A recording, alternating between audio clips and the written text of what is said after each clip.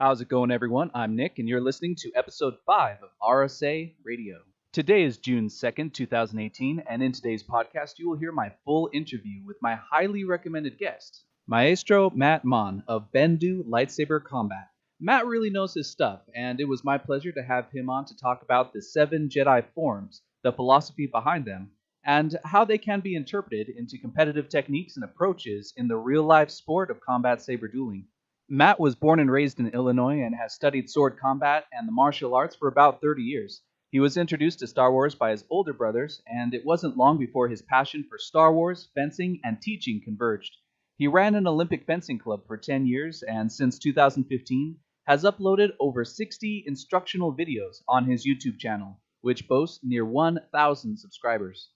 The 7 Forms began as pure fiction, a fantastic description of the fighting style of the Jedi and Sith in the galaxy far, far away. Yet Matt and many Lightsaber Academy masters like him have tapped into their knowledge, experience, and creativity to translate the mythical into the practical. But there are those, such as author Carrie Martell of Stunt Lightsaber Combat for Beginners, who disparage the use of the 7 Jedi Forms as a basis of instruction. Here in the Rogue Saber Academy, our fencing instruction is based 100% on existing and proven techniques from sport and martial history around the world. But even though each school has its own approach, I am impressed with the amount of overlap that can be found in the curriculum between schools. I believe the proof is in the pudding. In other words, it all comes down to the performance of the individual student, and it will be interesting to see how this new sport evolves beyond its many influences. If you haven't yet heard our last episode, be sure to check it out. Rich Glover of Sin City Sabers and I talk at length about the tools, tips, and tricks useful in creating your own lightsaber club, group, or academy. It is clear that we're not the only ones doing our part to help the sport grow. There is tremendous passion out there. If you have considered improving your own group or starting one from scratch for the lightsaber collectors, fans, and duelists in your area, click on the link in the description below or search How to Start a New Lightsaber Club with Rich Glover, RSA Radio Episode 4 to pull up the video. If any of you out there would also like me to help spread the word about your lightsaber group or training program, or if you'd like to simply chat about Star Wars or sabers, send me a message and I'll be happy to bring you on the program. Before my conversation with Matt, I have some great news for students of the Rogue Saber Academy, as well as for all duelists and groups on the Duel Finder map. If you would like to jump between topics in this episode, I've added a directory below, complete with timecodes. For the first time ever, when new lightsaber duelists get on the map at roguesaber.com, they will be asked to enter in their home group. This is selected out of a list of all group listings you have all created so far on the site, and is proudly displayed on your duelist card once it is chosen. Having a home group allows you to connect with other members, participate in even more events in your area, and more.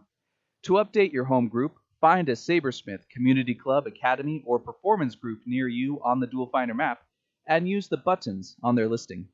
This is exciting for all of you who have wanted faster and more phone-friendly forms when inviting other duelists near you to spars or duels. I am proud to announce that the Duel Finder System is now being converted over to version 2.0, giving you a much more streamlined experience on any device. Live now on the site are brand new spar and duel invitation forms. Check them out. Soon, our follow-up report system will also be updated, with options to even report on spontaneous or unscheduled events, group events, and more. These improvements to the Duel Finder system benefit everyone and are made possible by members of the Elite Guard. Thank you to those few who donate monthly to make it happen. The 2019 worldwide clan war rages on. The Keepers of Balance gained several war points last month as they were joined by Raven XP, Sibris Dracul, and Drackle. Drackle then went on to complete 2 quests, completing Operation Rebel Storm and a fan community service project. Thank you, Dackle, for your service, and keep up the good work. LaSalle 4TW from the Guardians clan also completed a quest, a stress-free surprise, where he put together a care package for local law enforcement and first responders, showing his appreciation and respect for those who serve us every day. Well done. Operator Patty Draken Sin of the Saber Guild Echo Base Temple, and M. Esplin 3 here in Washington have been untouchable in the top 3 spots of our leaderboard. But now, in 4th place is Faith Kane, followed by Psych. And now, my conversation with Matt. And I'm now on with Matt from Bendu Lightsaber Combat. He goes by Maestro, is that right? That's right. Okay, well, if you don't mind, I'll call you Matt today. That's fine. All right. We were just talking before the recording. We were just talking about how much fun it is when you're passionate about something, when you love something, how it doesn't really feel like work to produce these videos and to help train people. You're just having fun and you're sharing that with people. And you said that you feel the same way? I do. I really do. I think it's great. I've had nothing but good experiences. Training people, talking with people. I love getting everybody's perspective on things. When you're passionate about something and you surround yourself with other passionate people, it really inspires you, and it creates this cycle of building energy that you can direct and really get some good things out of. Yeah, I've noticed that. We all know exactly what we want to do, and when people join you, then they add their perspective and they add their experience, and there's a crazy synergy that happens, and that's been blowing me away. Yeah, absolutely. Now, that's been my experience as well. Yeah. Yeah, it's really something. It's a pleasure to have you on. I really appreciate you taking the time to share some of your ideas today. Our main topic today, and of course we can meander as we see fit, but our main topic today will be about the 7 forms, the Jedi forms, that have now evolved into something practical that people use in hardcore competitive environments. But I'm actually curious about this other thing. I see that you have had martial arts training for 30 years. Now, did you start off as a Star Wars fan, or did you start off as a fencing fan? Actually, it was the 80s, so it was more ninja fever. You know, Absolutely. It was Teenage Mutant Ninja Turtles inspired me, and the campy 80s ninjas movies like Revenge of the Ninja with Sho Kosugi and things like that. That's what really kind of got me started. So I gotta ask you this now. So wait, as I understand it, you're one of the younger brothers, and they still let you play as Leonardo. Am I hearing that right? That is actually correct. Yes. I don't know how you got away with that, but I was always Michelangelo. But you know what? I owned it. I loved being Michelangelo. You know, he's a party dude, and what more is there? Yeah, that's pretty cool. So yeah. So you're into the 80s fever. You love swords, and then Star Wars comes along. Can you give us a brief introduction? You said your brothers got you into it. Yeah, I still feel really bad about this, and I bet that almost everyone listening out there right now is a Star Wars fan, and I'm going to confess to the worst crime that any Star Wars fan can confess to. I was that little brother that took all of my older brother's original, perfect condition Star Wars toys, and I just trashed them. Played outside with them, got them dirty. I think there's probably still parts of the Millennium Falcon in my parents' backyard somewhere. I mean, yeah. I don't know. Maybe I'm old-fashioned. I think toys should be played with. I have friends that are collectors that keep them pristine in the boxes, right? They keep them up on their shelves, and it looks awesome. Like it looks like that show that Mark Hamill does. You know the one I'm talking about? I think so, yeah. Where he goes and he talks to the super fans or something like that? Yeah. People have awesome collections and things, and it's a lot like that, but I don't know. Like I said, I think I'm more on your side. I think, if you see something awesome, you ought to just go for it, and I was the same way. All the toys that I played with as a kid, they're all pretty much trashed by now, but they serve their purpose. What can I say? Absolutely. And you know what? In a weird way, it makes sense that people who are that much into it are drawn towards combat-ready lightsabers, because the average fan, right, they can get something that's plastic, something that has a really cheap soundboard, right, and they're satisfied.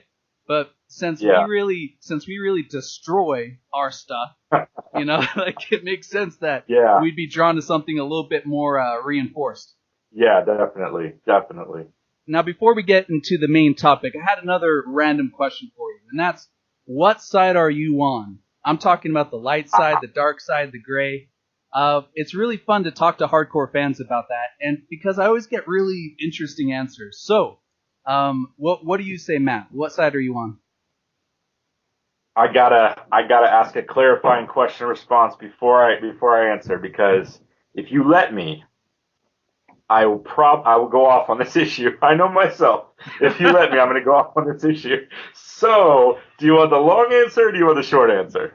Well, we'll start with the short answer. Basically, okay. Because I know it informs a little bit about how you like to approach a duel or a spar, right? It helps you decide It helps you decide what color lightsaber to get.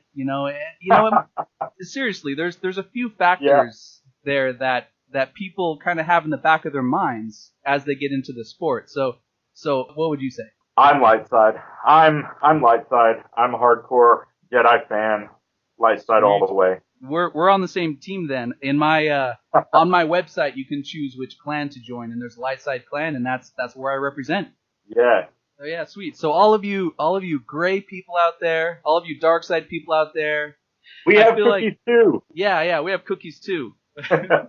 Well, for people new to your program, can you tell us a little bit about it and how people can find it online? Yeah, our presence is mainly on YouTube, producing those videos. I have a couple of different series, but they're all on the same channel. All you need to do is go in and search Bendu Lightsaber Combat. I think if you search just lightsaber and lightsaber combat, it'll be not at the very top of the list, but it'll be up there. I think we're in the top 20 or 30. Is just scrolling through the videos on the searches. One of the videos or other will come up. But just search Bendu Lightsaber Combat on YouTube. You can find us real easy. Subscribe, share with your friends. Take what you want from our material and use it. Everything I produce on there is free. I'm not trying to make money with it. I'm not trying to do anything like that. I'm interested in it. I'm passionate about it, and I want to make better opponents so that I can have more fun fighting them. Very cool. Now, I'm curious about the name Bendu. Were you the one behind deciding that name? I was, yes. And that comes from the new creatures introduced in Rebels, right? Actually, no. No kidding. No kidding. Well, that's news to me. I'm really curious now. Where did that name come from? Yeah. Actually, I took the name from an obscure bit of Star Wars lore, real-world Star Wars lore. When Lucas was first envisioning this saga, writing the screenplay and everything like that, he had a bunch of different ideas and names that he scrapped and changed and manipulated around, and some things became other things. Originally, the Jedi Knights were actually, the full name of the Jedi Knights was the Knights of the Order of the Dai Bendu. Oh, yeah, okay. Nice. I took Bendu from that, actually. I started Bendu before Rebels put the creatures on that they called the Bendu. So that came out, and I remember seeing those creatures on the show, and I was just sitting there, and I was like, oh, crap. Yeah. Well, I think fans of the original, of a lot of those original ideas have similar experiences. Like, they do reference the Ashla and the, what is it, the Bogan, yeah. Bogan, yep. And I heard a rumor that Ahsoka, the character of Ahsoka in the Clone Wars cartoons, was originally going to be named Ashla. That's what I heard too. Yep, I heard the same thing. It's interesting how those come about and how the new canon, uses old stuff and things like that. It's pretty interesting. There's a wealth of knowledge to draw on from that sort of thing. And that's something that is pretty interesting about being a Star Wars fan, is you have decades and decades of content that doesn't always, agree or, represent well the directions of other content, but it's pretty nuts. It's pretty crazy. It's now become almost a study of the history of media, the history of pop culture, because there's been so many different tendrils of production under the Star Wars brand. That's pretty cool. So the name Bendu goes way back for you guys. That's pretty cool. That's right. Now I was curious, what initially inspired you to create an academy or an online program for people to learn combat saber training? Well, I'd been toying with it, with developing something for the Seven Forms ever since they were first introduced, and that was in a Star Wars Insider magazine article. I believe it was in 2002 or 2003, something like that. I'm not sure the date exactly. But I remember what the article was called. It was called Fight Saber, and they introduced the concept of the Seven Forms for the first time. Before that, nobody had any idea about any of this. It was all just lightsaber combat.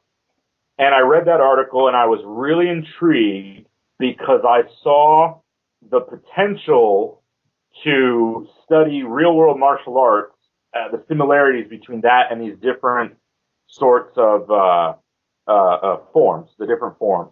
And it's really interesting because that article was written by a guy. I don't think he had much combat experience at all when he wrote it. But if you go through it and you read the article, and you read the Seven Forms, they really are very ideal vehicle for modernizing the study of these ancient arts.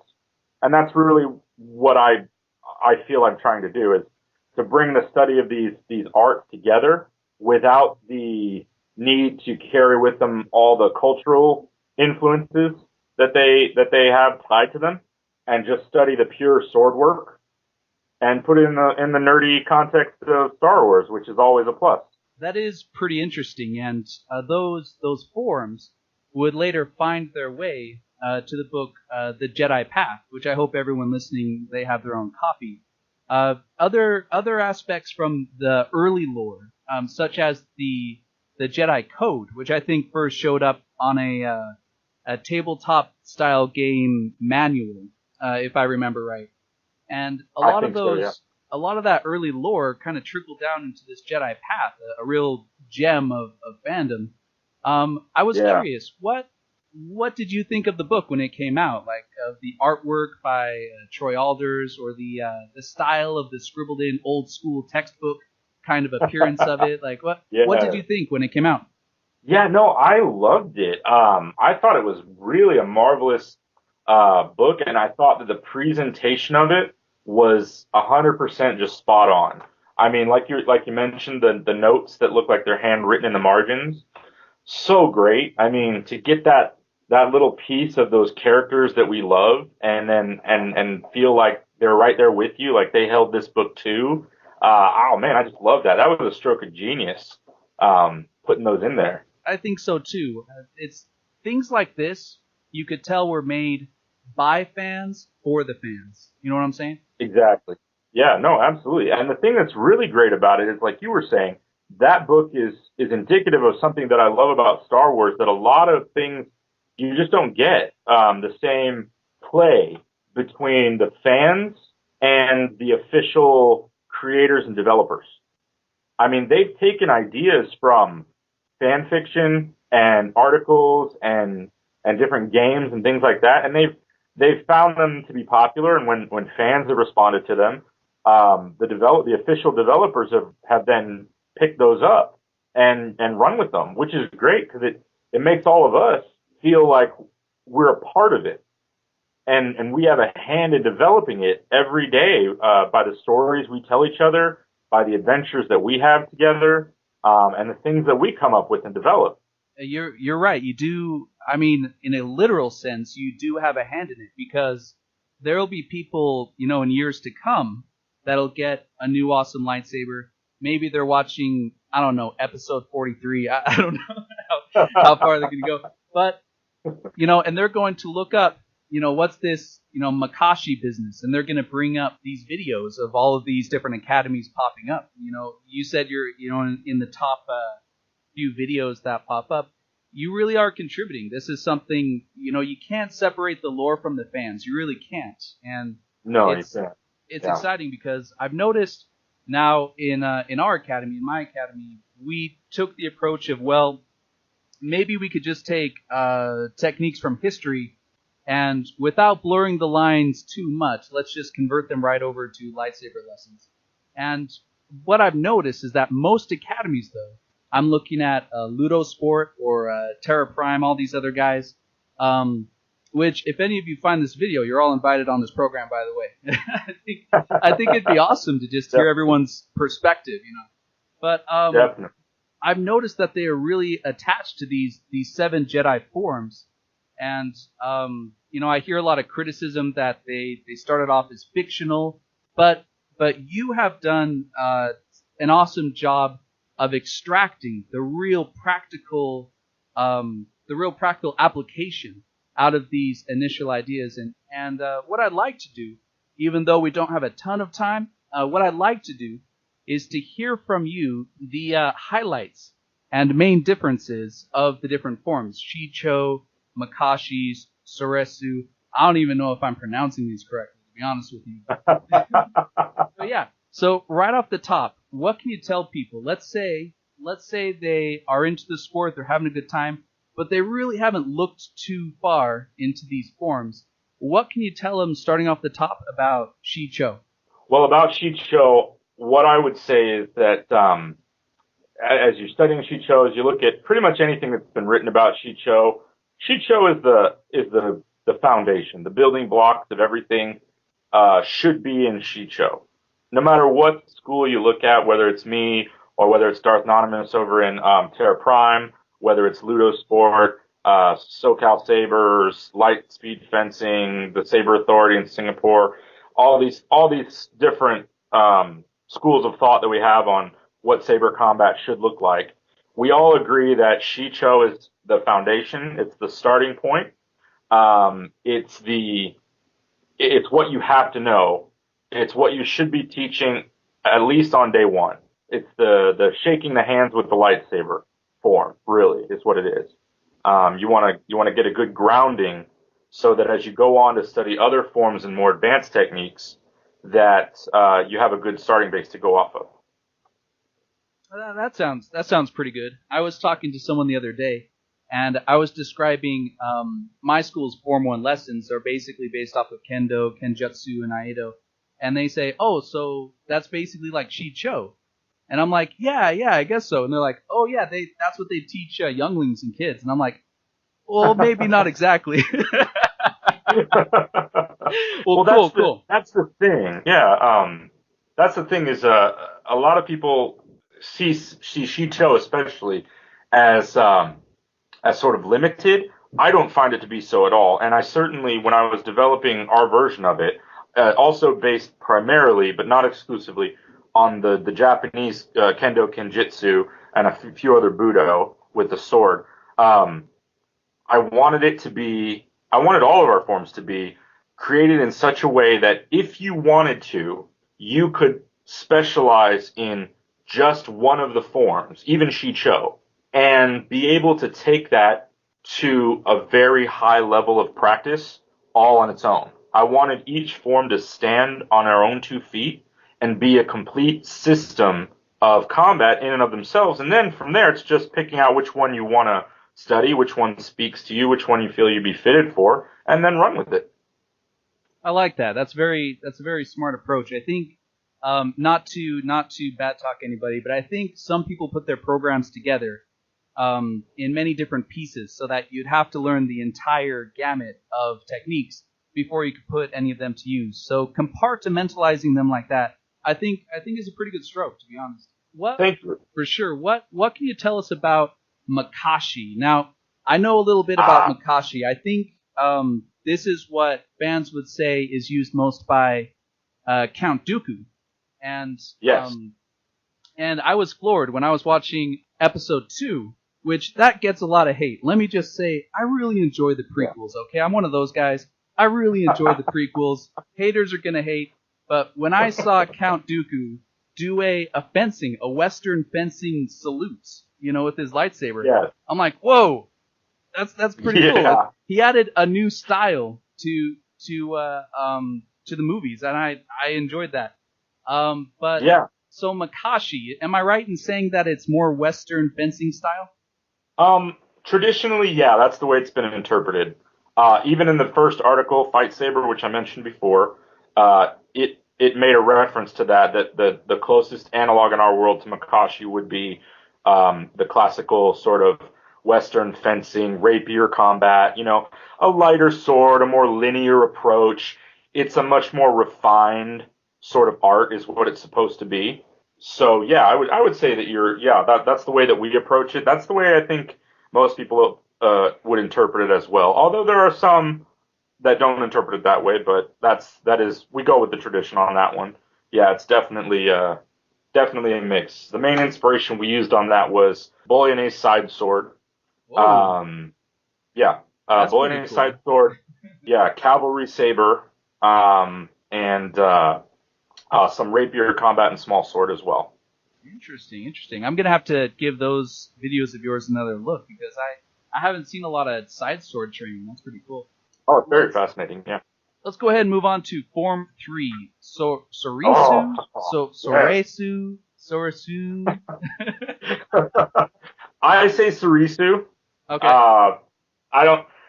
I'm not a stickler. If you want to say Soresu, I'm not going to correct you on it. You know what I mean? It's a fictional form, and we have fun with it. And, the pronunciation doesn't matter. What matters is that we have fun, training in it and using it, and we develop it. So our Soresu is very unique. We depart a little bit from what everybody else is doing with our version of Soresu. One of the things you need to know about all the forms, not just Soresu, but all the forms in our system is what differentiates each one from the other is sort of at the core of how we went about developing them.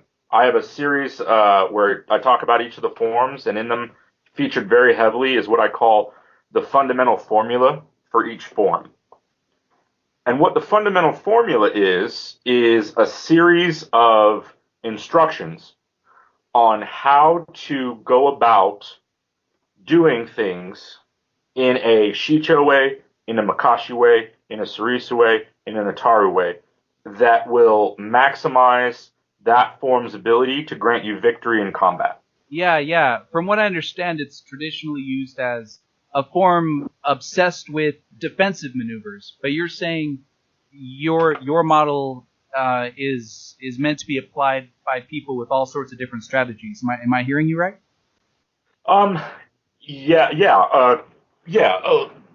So what we did with Soresu is I patterned Soresu off of. It's a very controversial art, I know, but I'm a huge fan of it. I am a dedicated practitioner. I've studied a lot of the history and the development of it. Is Aikido from Japan? Are you familiar with Aikido or its precepts? Oh, only very, very minimally. What can you tell us about it? It is the martial art. If you've ever seen a Steven Seagal movie, it's the martial art that Steven Seagal practices. Do not go by Steven Seagal's interpretation of Aikido. Oh, okay. Yeah. I'm sorry. If Seagal Sensei is listening, I'm sorry, Steven. But honestly, you're a terrible ambassador for Aikido. You use it to kill people and maim and do all sorts of nasty stuff in your movies, and that's the opposite of what it was developed for. So it's not really great. I have friends that have actually taken classes. I'm surprised the number of colleges that offer clubs and classes on it. It's like a non-aggressive martial art, I guess. Is a good way to put it? Yeah. It is. What it's about is it's about achieving harmony with even an opponent that's trying to kill you. And this is where a lot of people misunderstand Aikido. They say, well, Aikido is not practical for self-defense, and the way it's practiced is too soft, and it's not real world and things like that. And to that, I have to say, it's not really meant to be. It's a spiritual practice, which in the very brief moments of a serious life and death situation where you're being attacked sincerely by an opponent, Aikido is designed to work that way. It's not designed to work in example, for a context of like MMA or sport fighting. Okay, I gotcha. In the ring, no, I wouldn't suggest using Aikido in any ring. But to buy yourself a couple of seconds in a life and death situation to get away from an attacker and to do it well, to preserve your clarity of thought and a calm spirit, I think that it does a very good job of fostering that. the way we interpreted that, the way that we incorporated that into Soresu is, Soresu is an interesting form. We have, there's two forms in our system that do this, but Soresu has kind of a duality about it in our practice. There's basically Soresu at a distance, where we use the traditional 3 rings of defense that was made popular in Luke Skywalker's Jedi Praxium. Mm-hmm. Yeah. The triangle, the cube, and the sphere is what we call it. And we use that to defend ourselves from opponents that are attacking at range. And then we have a Soresu where we then engage in closer actions. And if you watch my videos on this, you'll see it illustrated very clearly. There's a lot of grappling involved in it, which is very different from the traditional sort of lightsaber combat, but it's an absolutely fascinating art to study. It's one of my favorite forms. So it's I would say that ours is very different from anything else that's out there as far as Soresu goes, but still falling into the tradition of primarily focusing on defense. You're defending yourself. You're not trying to destroy your opponent. You're not leaping in and bludgeoning him to death or attacking him or anything like that. You're seeking to maintain like a harmonious balance between the opponent and the aggressor. Interesting. And of course, all of you from different academies who have kind of a different take on Form 3, go ahead and let us know in the comments, where you agree, where you disagree. That's part of the fun of it, actually. If I understand correctly, the poster child of Form 3 would be Obi-Wan Kenobi. And my favorite Jedi. Yes, well, I mean, I think most of us would agree he's the best Jedi. If any Jedi ever Jedi'd, then it is Obi-Wan Kenobi. And I think it's been more or less confirmed that a Kenobi movie is coming out. Did you hear that? I mean, I've been hearing that for years. So right. I mean, there's been speculation, but I can't take the heartbreak. Oh yeah. Yeah, I just can't take the heartbreak anymore. Yeah. Well, I keep hearing every couple of weeks that's like, no, for real this time. No, like it totally is. It has a name, it has a date, and I'm like, yeah, but that's what you said a month ago, whatever. Right. But yeah, no, that's definitely a character that I don't think gets as much love as he should. But let's go ahead and move on to Form 4, Ataru. Yeah. Take it away. Yeah. Well, Ataru is another form that I feel we've done something unique with it in our system. It's a form that traditionally is the form of people like Yoda. Yoda was a practitioner of Ataru. Qui-Gon Jinn, his primary form was Ataru. Even Obi-Wan Kenobi in the prequels in Episode 1 and 2, he was a large practitioner of Ataru. We took from that, traditionally in Ataru, it's built around the fundamentals of what they call the Summa rotations, or the 3 axes of rotation that you can spin or flip or cartwheel in space. So what we did was, in developing this form, we wrote its fundamental formula out to be true to the way that it's described in the Fight Saber articles and the Jedi Path, as being very offensive in nature, and not worrying so much about defense. The core strategy in Ataru is not to overpower the opponent with strength attacks, but to make many fluid attacks in succession to overwhelm the opponent through a combination of speed and intensity. Oh, okay. So it is So you're not like a rhino charging in. You're more like a swarm of bees. Would that be a good analogy? That would be a great analogy. Absolutely.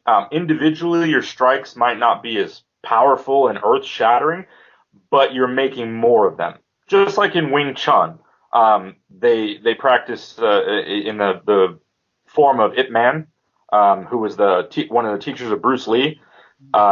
Wing Chun practices the same principle. The idea is not to develop this, godly power where you can ball up your fist and breathe real deep and strike really hard and shatter a man with one punch. But if you can step in and hit him 50 times in the face, that's just as good as hitting him once really, really hard. So it's more anime and less Rocky. Yeah. Okay. Yeah. That's yeah. Okay, That's, I got you. I got you. yep. Well, moving right along, what can you tell us about Form 5, Shien, Uh-huh. or Djem So? Yep. Why is it two different forms, Shien or Djem So? In the traditional lore of Star Wars, Shien and Djem were both developed at a time, they were developed alongside just after Soresu was around. So Soresu was the primary form that most Jedi were using in the galaxy, and some of these other Jedi felt that it was too pacifistic in nature. It wasn't their cup of tea. They wanted to take a more aggressive action to forestall or to end violence quickly. And so they developed the Djem So as the first sort of mixed form or hybrid form. It's a sort of a combination of Soresu and Makashi traditionally, and we actually did stick with that in the form. The reason that there's two is because one was developed, Shien traditionally was developed with specifically blaster deflection and battlefield like skirmishes in mind. And Djem So was developed specifically for dueling, Dark Jedi, Sith, that sort of thing. Oh, okay. So there's one form but two paths. Our Djem So and Shien are a little bit different. We departed from the norm here, and I did this for a very specific reason. And that is our Djem So is exactly as it's described in all the lore. It's built mainly for dueling. It has an emphasis on power, not brute power, but the efficacy of leveraged power. So what Djem So teaches you, what our Djem So teaches you, is to take any sort of little advantage that you have and maximize that advantage's power through leverage. So making the most of what you've got. You don't have to be a big hulking guy to practice art of Djem So and be good at it. I'm just curious how that translates into certain techniques. What would be an example of someone following Djem So over, more so than the other forms? I understand. Once again, it comes back to that concept, which is core in our system, of the fundamental formulas. The fundamental formula for Djem So describes how to go about Djem So. This is when I was developing my versions of these forms, I was looking around on the internet and I was seeing nothing but the same thing. Not to downplay, not to diss anybody who was doing stuff. Everybody's putting, every content that I've seen out there is great. I love Darth Anonymous over at Terra Prime Lightsaber Academy. Yeah, His stuff is great. I mean, his videos are really developed. They're really good. He knows what he's talking about. I've been up to Ann Arbor a few times to fight with him, to go to a couple of his gatherings and get-togethers. I'll always have a blast when I go. But whoa, so you've actually been face to face with the guy? Oh yeah. Great guy. I'm super jealous. I gotta message him, see if he would like to come on this program. But I bet he would. Oh, I hope so. But you talked about how you have your approach and everyone has their different approach. I've heard a lot of talk in the community about people trying to take steps towards standardizing these different things and trying to normalize across schools, the forms and how to approach the forms and teach the forms. And to be honest, as I look, to the future of the sport, I kind of want to. I'm hoping we can take a different approach, because if you look at most martial arts, if you go to a karate teacher, or a kickboxing teacher in, let's say, the Valley, and then you go to a different teacher in New York, they're going to try to take a similar approach, but with each master, you're going to get a unique flavor. And over time, what we've seen is that the more effective teaching styles and the more effective execution of the techniques, they more or less evolved into what most people will come across. Even though there's some variation between schools, there's kind of a natural process there. And what I really hope deep down is that's what happens in our sport. If I can get a little philosophical with you for a second. Is that, I love philosophy. Yeah. Well, yeah, sure. What I'm thinking is, as everyone teaches different things, And what's really exciting is when students from different schools clash blades. And, this will expose, over time, it will expose the blind spots, in some programs, or the weaknesses in other programs. And through time, there will be this natural progression where people will, where the forms will kind of take care of themselves. I don't know. Am I making any sense? You absolutely are. Cool. Interesting. That's what I hope. Yeah, at least. That's what I hope. Yeah, absolutely. No, I think that what you're saying is absolutely true. I think that there's no way. I think there's no way to stop it, even if you wanted to. I think it's just the natural course of events, the natural process in the evolution of any martial arts system. It doesn't matter what part of the world, east, west, we see the same thing happen across the board, historically speaking. Whenever when the longsword was first developed, you had different masters come up with the longsword, and they wrote their treatises, and those still survive to this day, and they're wonderful reading and an inspiration for a lot of our Djem So.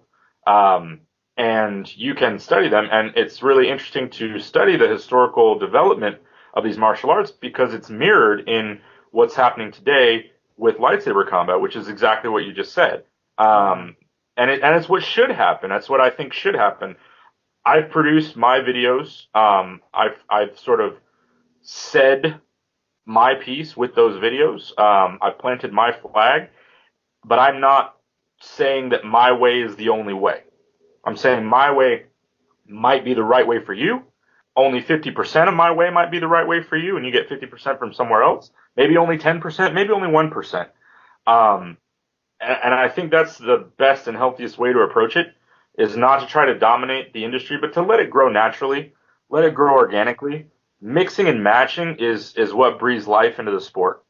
I think so too, and it's still it strikes me as hilarious. I still come across, when I was doing a lot of the research for Master the Combat Saber, I came across different books and different people who they had to choose a side, and I'm talking about the rivalry between Kendo and Aido. And it's funny how I'm reading, and I don't even know if I'm pronouncing it correctly, but I'm reading Aido books, and they're talking about how Kendo people have an obsession with these historical figures, and and then Kendo says no. Aido people, they're going in this odd direction. We're sticking to the fundamentals, and it's just a very farmers versus ranchers kind of a thing. And I know different cultures take these things much more seriously than maybe I do, but yeah, it is funny. That's the great thing about Star Wars and lightsaber combat, and using lightsaber combat to study swordplay in the modern age, because we don't have to worry about these. We shouldn't have to. Let me say that we shouldn't have to worry about these schools taking any sort of dogma too seriously, because we're doing lightsaber combat. We're not trying to continue an ancient tradition that's been handed down from our ancestors, and we've got to protect its integrity as a cultural vehicle for cultural treasure, I guess is what I'm saying. We can have fun with it, and we can develop it, and we can kind of just see where it takes us. We don't have to, you know what I mean? Yeah. Well, because people aren't charging onto the battlefield in this day and age with swords. Right. And a lot of people, if you look at the historical story of how swords faded out and how guns became more prominent, that could be a sad story when you look at it for what the sword represents and that sort of thing. But you have to admit, now that the sword has a permanent call to history, it does have that cultural richness about it that's inviting. There's no longer an arms race, right? We're no longer, we're not only buying lightsabers, for example, from one place. We're buying them from multiple different places. Why? Because there's no longer an arms race, so we're allowed to approach it at our own pace and discover things in a very personal and intimate way. Whereas if it wasn't lightsabers that we were crazy about, if we were all obsessed with blasters, for example, or something like that, then it would be a different story. But swords, And I'm really big on this. I've been reading a couple of books lately that really make a clear case that swords really do have a strong place in human history, and people all across the world are able to connect with their history in a very unique way. It's a very unique weapon. And like I said in the last episode with Rich from Sin Sabers, Sin City Sabers. But like I talked to him, it really is a very human, a very special weapon compared to all others. And, for people like you and me, our greatest exposure to this weapon is through these sci-fi fantasy movies. The lightsaber really is the best kind of sword. Definitely. I feel it's the sword for our modern age. I really do. I feel that it's the sword. It is the sword for the modern age, and we can take. Whoa, hang on. You just gave me a crazy idea. What if, 100 years from now, they really have buzzing, like there's some kind of scientific development that creates these, taser-like devices? What if this sport evolves into something even more awesome? I'm just saying, Matt. I'm just saying it's possible. I agree with you. Yeah, that would be great. I would love to see a real life lightsaber. I still get a little tingle every time I'm on YouTube and I see the video pop up, real working lightsaber, and it's it's just a laser, extremely powerful laser, or maybe it's a guy's got like a pinprick flame. I saw one guy had like a pinprick flamethrower. Basically, was what it was. Yeah, very cool. But I was just like, there's a second where I was like, did they finally do it? Yeah. But no, I believe the lightsaber is the perfect vehicle in the modern age to study these ancient practices and techniques. Yeah, I think so too. I mean, it's the most fun for me. Like if I'm going to college and there's 3 clubs, right? There's a fencing club, there's a kendo club, and there's a lightsaber club. You know which one I'm signing up for. Yeah. I think everybody would gravitate towards the lightsabers, at least a little bit. Not that I'm saying that the traditional arts shouldn't be practiced or that they don't have any sort of relevance or weight or gravitas. I'm just saying that lightsabers are more fun. Yeah. And I strongly believe that too. And that's, my academy, that's the approach we took, is like, you know what?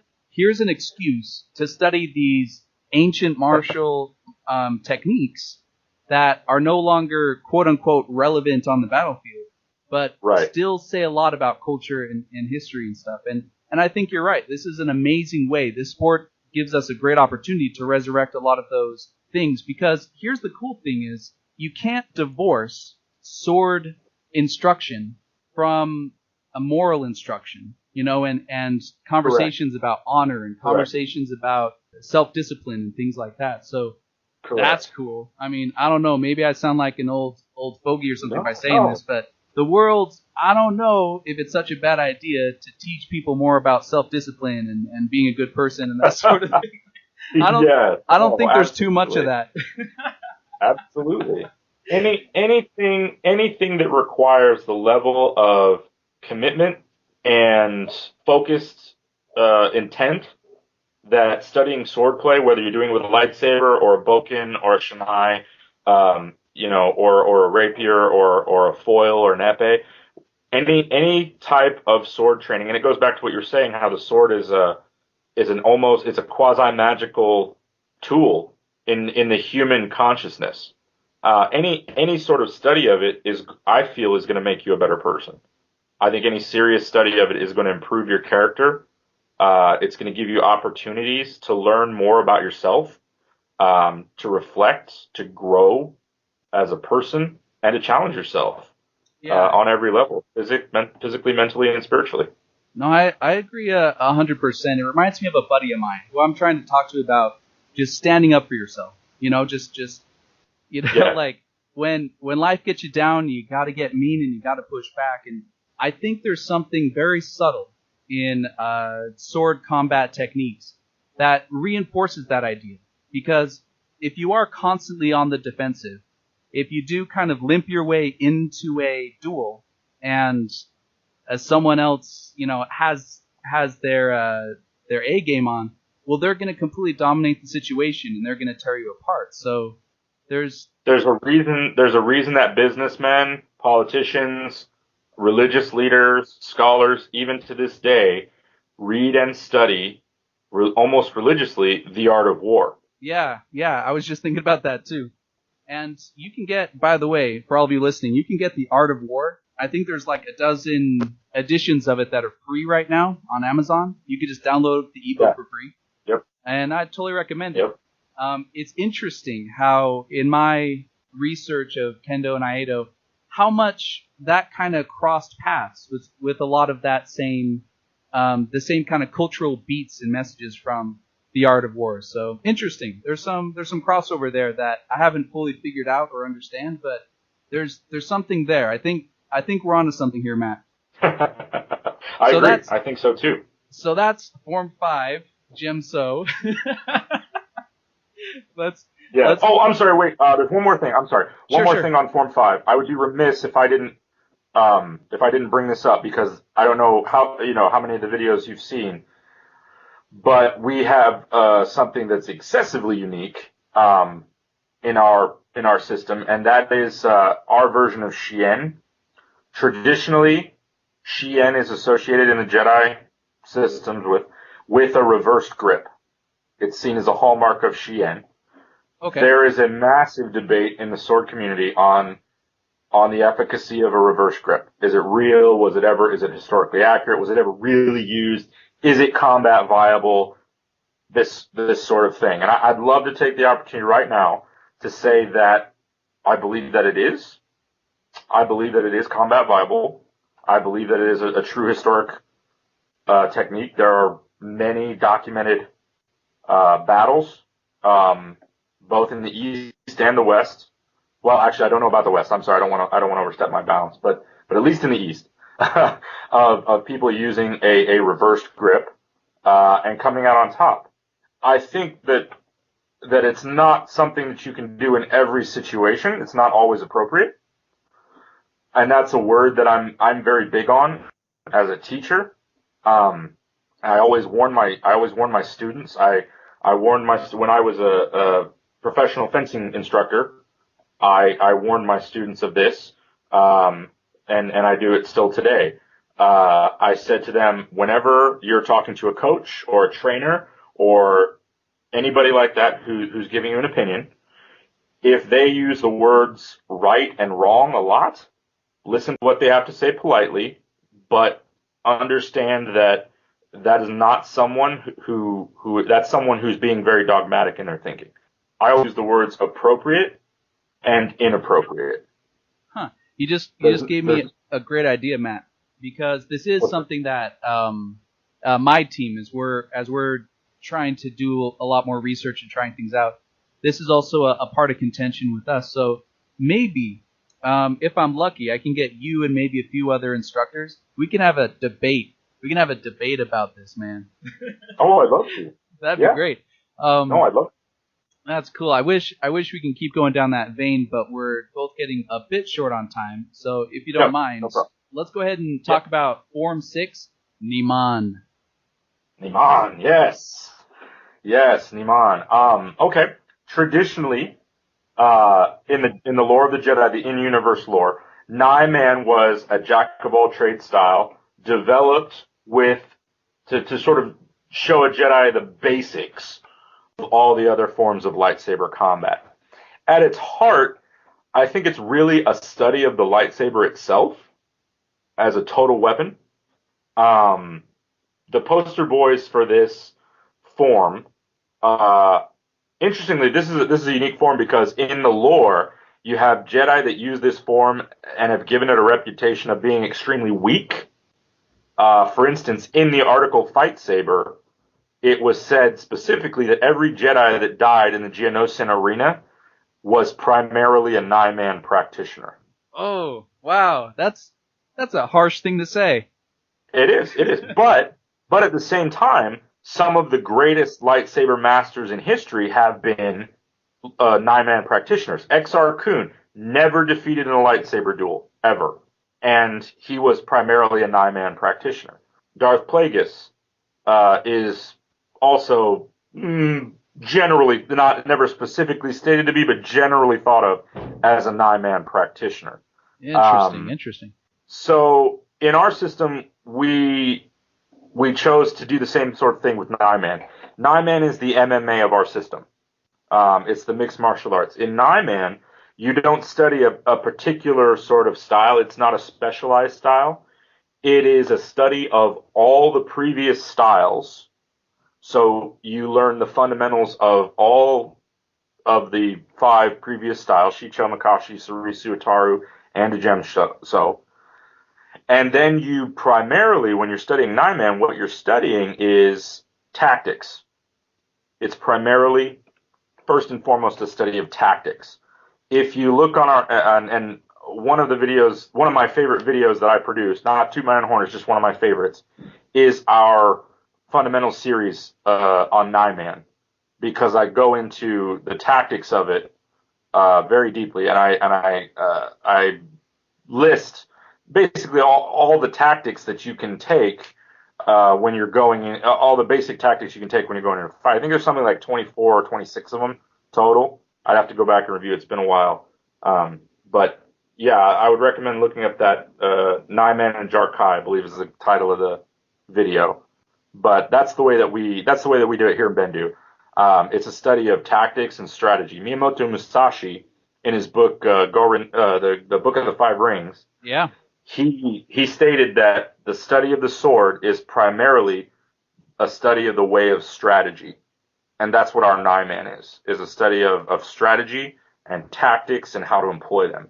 Yeah, and I ate his book up when I was doing my initial research, and he basically has this idea. It's like, okay, look, everything you learn about sword fighting, you can apply to large country-ending battles, and you can also apply them to just interpersonal relationships, like the whole spectrum. All the same ideas, and I'm like, I would not have thought that. Well, that's the idea behind our fundamental formulas. That's the idea behind the principle-based learning that we do, learning and teaching that we do, because, and I know that actually your videos take exactly the opposite tack, because you go into a great detail about specific details on specific techniques, which is amazing. And I'm thanks. not against. I'm not against that at all. That's necessary, very necessary for instruction, to get that sort of detailed, break it down into the most basic parts, examine each part, understand it completely, so you can really master the individual techniques. In our videos that we've done so far, I've been primarily focused though on coming at it from the other end, on teaching principles first. And it goes back to the old saying, feed a man a fish, you feed him for a day. Yeah. Or give a man a fish, you feed him for a day. Teach a man to fish, you feed him for a lifetime. When you really understand the principle, and this is what I believe Masashi was saying, when you really understand the principles of the sword, when you really understand the principles of the way of strategy, you can then apply them anywhere, at any time, to your advantage. And that's what the study of the sword is, or was to him, and it is to me, and I think it is to a lot of other people too, which is especially relevant in our day and age, where you're absolutely right. We're not going to, I mean, you and I are probably never going to get in a serious, melee combat situation where we're going to have to defend our lives or our honor with a sword. If only though, right? Like, yeah, I'm just saying, if they bring back dueling, the world, I honestly think the world would be a little bit better of a place if they brought back dueling. That's a contentious thing to say, but anyway, go ahead. Thing to say. I know, I don't want to open that jar of pickles, but people would be much more polite. If they had in their words with their sword. But what I was saying was, in our day and age, there isn't really a practical reason to study the sword, martially speaking. We have guns. We have guns. We have drones, dude. Oh, we have drones. Yeah, we have drones. So there's got to be another reason to study it, and I believe that the reason to study these things is so that you will understand the way of strategy, because if there's one thing that's always going to be a part of life, it's strategy. No matter what you're trying to do, you need to understand strategy, how to use strategy, how to develop plans, how to enact plans, how to see them through, how to handle trouble when it comes your way, how to respond, how to improvise, adapt, and overcome.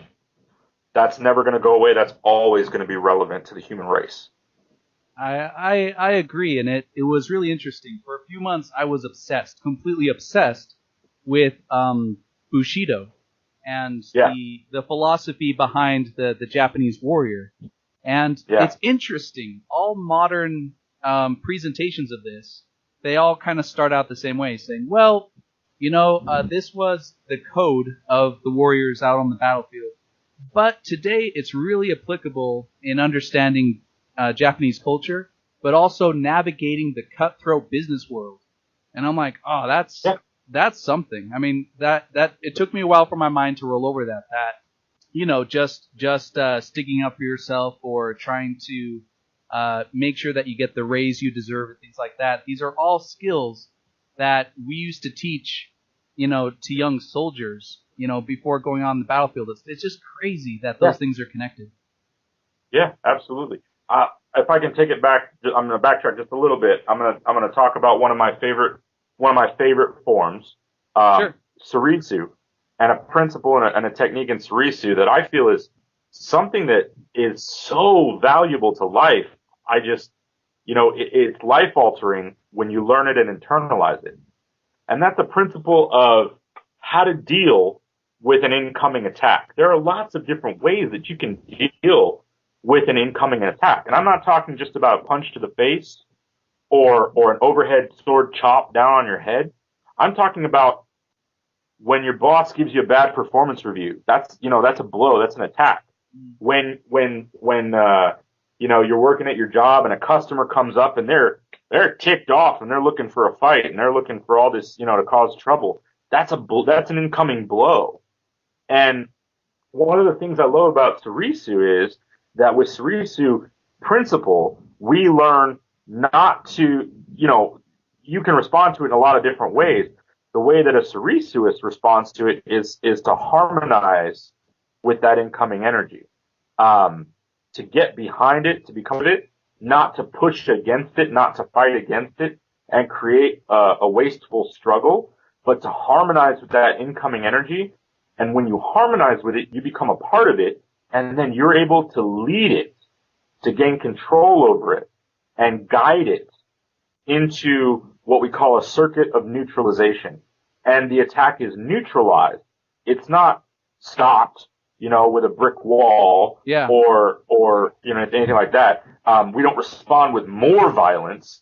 We respond by leading it into a circuit of neutralization. So that's just an example of how we can take these things that we're studying, these principles that we're studying, through the vehicle of the lightsaber and apply it to our everyday lives and let it make us better people. That sounds pretty awesome. That's definitely something pretty cool to think about. So if I could make a leap here, if the Airbenders from The Last Airbender had lightsabers, then they would be using Soresu. That's what you're telling me? I think so. Yeah. Gosh, I love that series. Anyway, I hate to say it, but we are running out of time. I'm having a blast. We definitely have to do this again sometime. Absolutely, anytime. What can you tell us real quick, wrapping things up, about Form 7? This is Juyo, Vaapad. Vaapad, if I understand right, is the special manufactured form that Mace Windu is famous for developing. How do you take that and convert it into a face-to-face, combat-ready form? Oh man, people are gonna probably freak out on me on this. Well, they didn't when I released the video talking about it. I released a video talking about Juyo and Vaapad. We did not develop a specific Form 7 in our system. We stopped at Form 6, and I'll tell you why. Okay. Form 7, even in when you're reading up on it in the Jedi Path, when you're reading up on it in the original Fight Saber article, everything that's been written online, of all the forms that were created, that one is the most literary device of all of them. I mean, they're all literary devices for delivering, drama and context in a literature, that's put out. That one is the most. So we actually do not have an official Vaapad and Juyo in our system, and it's because you can't even describe Juyo and Vaapad without sort of referring to other forms. Does that make sense? Yeah, I mean, you have to put it in context of the form. Well, Juyo is all about attack. It's as strong as Djem, and it's as fast and athletic as Ataru. And so, to my mind, I say, well, why don't you just study both Djem and Ataru to get the benefits from? What is the question? What is the problem that necessitates the creation of Juyo? In a literary sense, in the Star Wars universe, I love Juyo and I love Vaapad, and they're wonderful plot devices and great for telling a story. In practical combat terms, the first 6 forms answer every question or problem that arises because of combat. And so I specifically did not develop that. People have asked me this before. I've been training people and they've said, I want to do Juyo. I want to be a Juyo. And I said, that's okay. I don't have a specific form for Juyo, but, what I would suggest is that you study a couple of the more aggressive forms like Makashi, Ataru, and Djem, and then sort of combine them into your own form. And you want to call that Juyo or Vaapad, you go right ahead. More power to you. I got no problem with that. But I've never seen, and I'm not trying to diss anybody out there. I know some people have videos out there that say this is what Juyo looks like to them. Great. I'm not dissing that. I don't see any distinction in what they're doing with Juyo from what they're doing in any of their other forms, except that they're calling it Juyo. So I guess what I'm saying is I can't do Juyo well. I can't create a form of Juyo well. I tried. I reviewed it. I looked at it. I really wanted to have 7 forms, and it just didn't work out. And I've never seen anybody else to this day do it well. I would love to be proved wrong. I would love to see a video out there that I could say, oh man, that is Juyo, and that's totally different than all these other things that people are doing. And it would be combat viable. But I haven't seen it. I got you. And I really appreciate your honesty there with everyone. Maybe Juyo or Vaapad, maybe that's just a stage form. Maybe that's maybe a form that isn't designed for combat but more for performance. I don't know. I'm just brainstorming there, but that's the way that I see it. Yeah. Yeah. Okay. That's cool. And people can take other forms and invent their own thing, just like Mace Windu, and right. that works. Hey, I really appreciate you giving everyone out there a primer on kind of the basics of all these different forms, and like I said, I really had a great time. So for everyone from my channel, they can find you again by searching Bendu. How is that spelled again? Bendu. Bendu. And Lightsaber Combat, and then you'll find Matt, known as Maestro. And if anyone is hearing this on your channel, I would invite them to come over and check out a few of my videos. You could find me by typing in Rogue Saber Academy, and all of this good stuff can be found online at roguesaber.com. And are there any other final thoughts you'd like to add before we wrap up this episode? Only that I'm really grateful for everyone's participation in our channel's content. I'm grateful for the community as a whole. Everybody that's getting together and really working hard and with such a passion and a zeal to make this nerdy little habit, this nerdy little pastime that we all love so much into a reality. It's like a dream come true for me, and every day that I get to participate in it and and feel like I'm adding something of value to the community, when I feel like I'm helping someone become better or just have a better time, I really feel like I'm part of something that matters and that's important. And I just want to say to everybody listening to this, you're a part of that too. The fans of Star Wars, even if you don't engage in lightsaber combat, even if you're just a fan of Star Wars and the movies, the stories, the comic books, the toys, the games, I mean, we're all just really big fans, and we do this because we love it, and because we all love it so much, it gives us that common ground to really find each other and to take care of each other too. So I just want to say thank you to everybody listening, and if I can do anything for anybody, please reach out to me. You can, write to me on the channel. I'm happy to talk with anybody about any subject. I'm happy to engage in lively and civilized debate. And so anything I can do for you, I'm here to help the community. And with that, we'll go ahead and wrap up this episode. Thanks again, Matt, for coming on, and you have a great day. Thank you. You too.